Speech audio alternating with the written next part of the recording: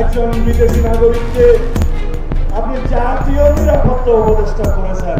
বঙ্গভবনে পরবর্তী মসনদে ডক্টর ইউনূস, তারেক রহমানের এক গোপন চালে তোলপাড় রাজনীতি কি সত্যি কোনো চিত্রনাট্য মেনে চলে, নাকি সব সমীকরণ উল্টে দেওয়ার নামই রাজনীতি? আজ বাংলাদেশের রাজনীতিতে যে নাটকীয় মোড় দেখা যাচ্ছে, কয়েক বছর বা কয়েক মাস আগেও তা সাধারণ মানুষের কল্পনার বাইরে ছিল। যাদের নিয়ে এক সময় তীব্র সমালোচনা হতো, যাদের সরাসরি নিশানা বানিয়ে প্রতিনিয়ত তির্যক মন্তব্য করা হতো, তারা আজ ক্ষমতার মূল কেন্দ্রে চালকের আসনে। অন্তর্বর্তীকালীন সরকারের সময় রাজনৈতিক এবং নিরাপত্তা বিষয়ক উপদেষ্টা খলিলুর রহমান কিংবা বিডার চেয়ারম্যান আশিকুর রহমান, এদের নিয়ে বিরোধী শিবিরে যে তীব্র আক্রমণ ছিল তা কারও অজানা নয়। একসময় শীর্ষ নেতারা যাকে সরাসরি কড়া ভাষায় আক্রমণ করতেন, সেই খলিলুর রহমানই পরবর্তীতে সরকারের সবচেয়ে প্রভাবিত নীতি নির্ধারণী ব্যক্তিতে পরিণত হলেন। অন্যদিকে যাকে হকার বলে উপহাস করা হয়েছিল, সেই আশিকুর রহমানও নিজের জায়গার শক্ত অবস্থানে রয়ে গেলেন। এই দুই ঘটনা রাজনীতির এক নির্ভেজাল এবং চরম বাস্তব সত্যকে সামনে নিয়ে আসে। রাজনীতিতে মুখে যা বলা হয়, অন্তরে সবসময় সেই একই কথা থাকে না। তবে সব হিসাব নিকাশ উল্টে দিয়ে রাজনীতির আকাশে এখন ঘুরপাক খাচ্ছে এক মহা বিস্ফোরক খবর। সংবিধান অনুযায়ী আগামী 90 দিনের মধ্যে নির্ধারিত হতে যাচ্ছে দেশের পরবর্তী মহামান্য রাষ্ট্রপতি। কিন্তু কার মাথায় উঠতে যাচ্ছে বঙ্গভবনের সেই ক্ষমতাধর মুকুট? বঙ্গভবনের সিংহাসনকে ঘিরে যে অলিখিত নাটক শুরু হয়েছে, তার মূল চরিত্র এমন একজন মানুষ যাকে নিয়ে পুরো বিশ্ব রাজনীতি এখন রীতিমতো তোলপাড়। দেশের রাজনীতির অলিন্দে এখন একটাই নাম ফিসফিস করে ঘুরে বেড়াচ্ছে, ডক্টর মোহাম্মদ ইউনূস। অন্তর্বর্তীকালীন সরকারের মেয়াদের শেষ দিকে এসে যখন নানা গুজব ডালপালা মেলছিল, অনেকে বলছিল তিনি হয়তো ব্যাগ গুছিয়ে চিরতরে দেশ ছেড়ে চলে যাবেন। কেউ বলছিলেন গোপনে বিমানের টিকিট কাটা শেষ। এমনকি বলা হচ্ছিল সেই সরকার নাকি নির্দিষ্ট এক গোষ্ঠীর। কিন্তু পথ ছাড়ার পর মুহূর্তেই গুলশানের নিজ বাসভবনে দাঁড়িয়ে এক বাক্যেই সব অপপ্রচারের মুখে কুলু এঁটে দিয়েছেন।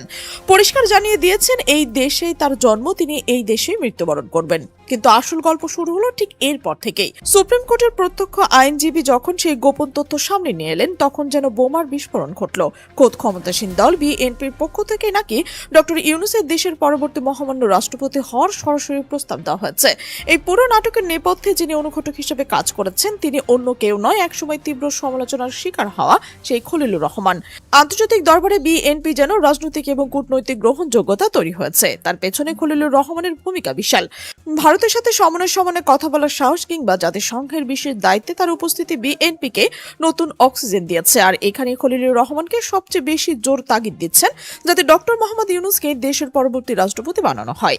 বিএনপির ভারপ্রাপ্ত প্রধানের মূল কৌশল নাকি এটাই, দলের অভ্যন্তরীণ চরম দালালি আর গ্রুপিং এড়াতে তিনি বঙ্গভবনে নিজের দলের কাউকে না বসিয়ে একজন পুরোপুরি নিরপেক্ষ কিন্তু আন্তর্জাতিকভাবে পর্বত সম প্রভাবশালী ব্যক্তিত্বকে বসাতে চান। কেন এই নোবেল বিজয়ী ব্যক্তিত্বকে বঙ্গভবনের আসনে বসাতে এত মারমুখী তৎপরতা? এর পেছনে লুকিয়ে রয়েছে এক বিশাল অর্থনৈতিক ও সামাজিক ভূ রাজনৈতিক সমীকরণ।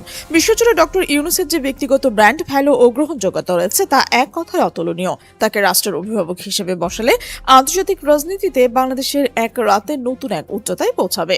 মার্কিন যুক্তরাষ্ট্র এবং ইউরোপীয় ইউনিয়নের শীর্ষ নীতি নির্ধারকদের সাথে তার সুদীর্ঘ নিবিড় যোগাযোগ রয়েছে।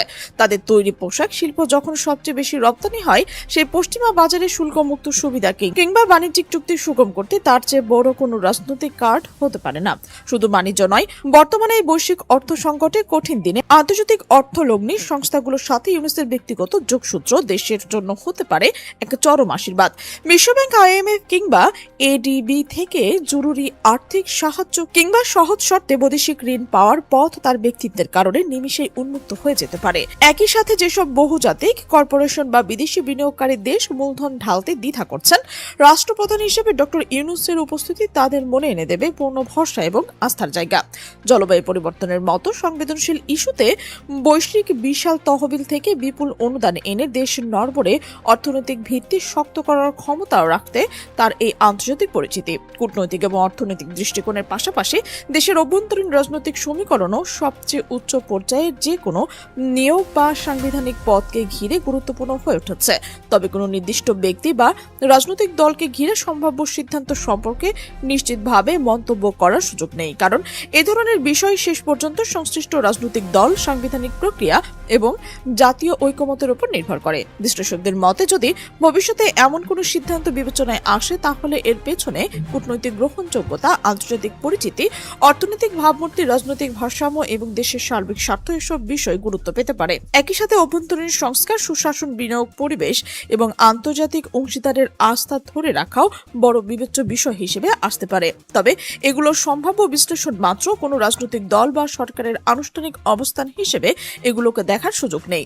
এদিকে দক্ষিণ এশিয়ার বর্তমান এবং ভূরাজনৈতিক বাস্তবতায় বাংলাদেশকে একই সঙ্গে আঞ্চলিক এবং বৈশ্বিক শক্তিগুলোর সঙ্গে ভারসাম্যপূর্ণ সম্পর্ক বজায় রাখতে ভারত, চীন, যুক্তরাষ্ট্র, ইউরোপীয় ইউনিয়ন, জাপান, তুরস্ক এবং মধ্যপ্রাচ্যের দেশগুলোর সঙ্গে অর্থনৈতিক এবং কূটনৈতিক সম্পর্কের ভারসাম্য রক্ষা আগামী দিনের জন্য বড় চ্যালেঞ্জ হিসেবে বিবেচিত হচ্ছে।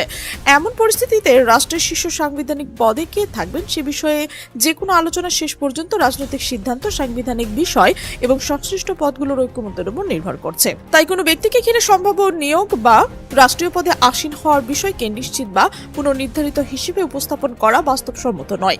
ভবিষ্যতে যদি এ ধরনের কোনো সিদ্ধান্ত বা প্রস্তাব আনুষ্ঠানিকভাবে সামনে আসে, তখনই তার রাজনৈতিক, কূটনৈতিক এবং অর্থনৈতিক প্রভাব আরও সুস্পষ্ট মূল্যায়ন করা সম্ভব হবে।